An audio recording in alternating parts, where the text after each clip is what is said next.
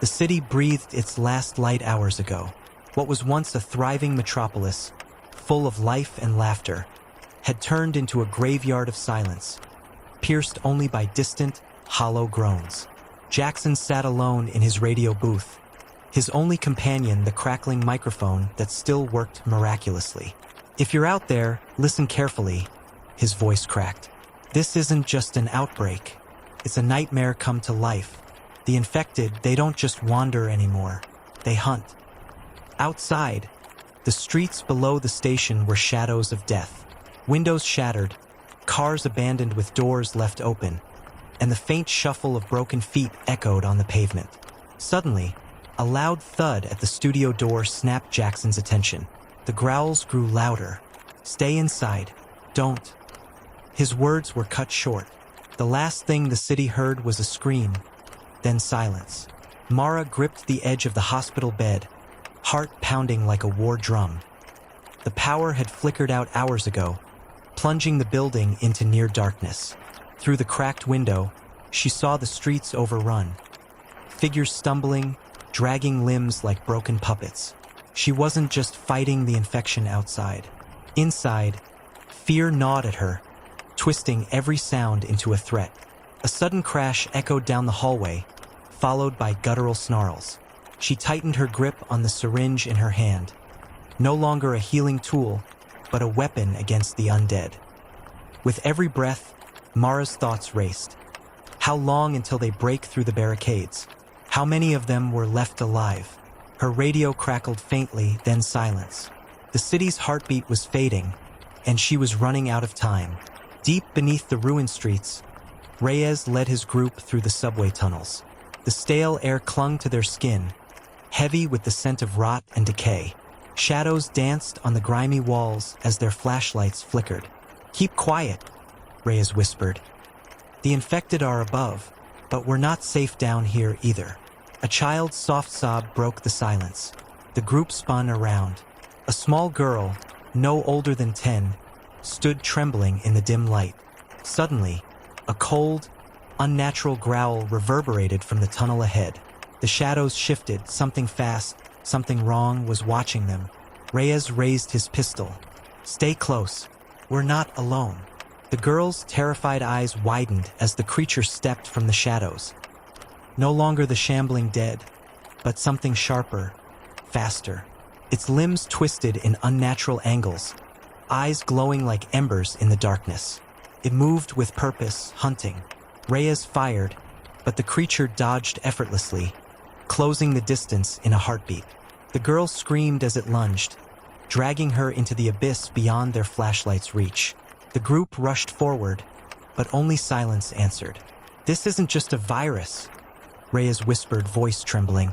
"It's evolving, and we're running out of time." With every step, the city felt more like a tomb.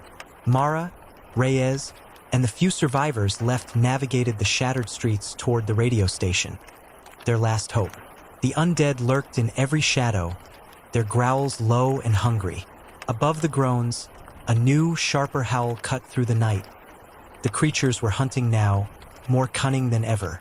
At the station, they found Jackson, battered but alive, clutching his broken microphone like a lifeline. "We have to broadcast," Mara urged.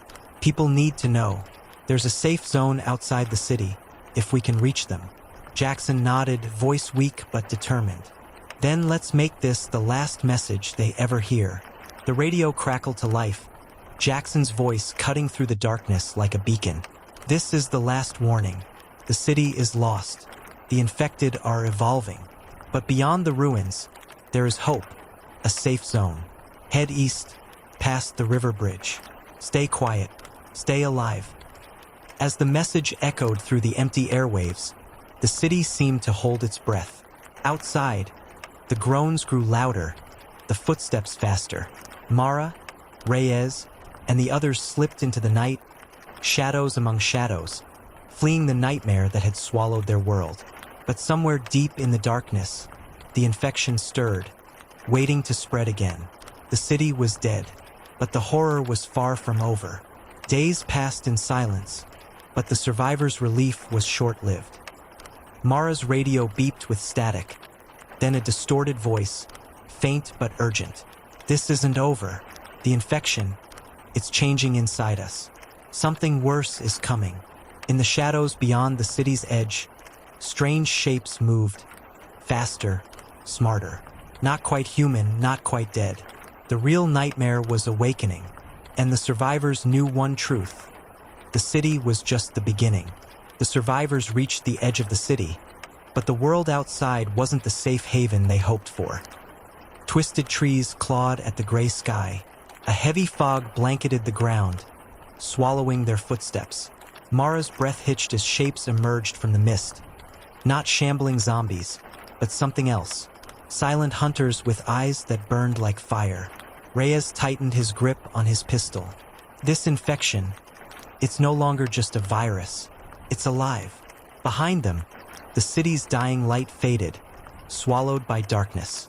And somewhere, deep beneath the earth, a new terror stirred. The survivors pressed forward, but every step felt heavier. The fog thickening, the silence louder. Mara's radio crackled again, but this time the message was different. Urgent, distorted, desperate. They're inside us now. The infection spreads faster than we thought. Watch your back. Trust no one. Suddenly, a figure lunged from the mist, eyes blazing with unnatural light. Reyes fired, but the bullet passed through. It wasn't fully human anymore.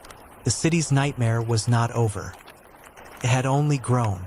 The survivors stood at the edge of the unknown, breaths shallow, hearts pounding like thunder. Around them, the infected closed in, faster, smarter, unstoppable. Mara raised her voice, steady but fierce. We fight, not just for ourselves, but for the hope that humanity still lives.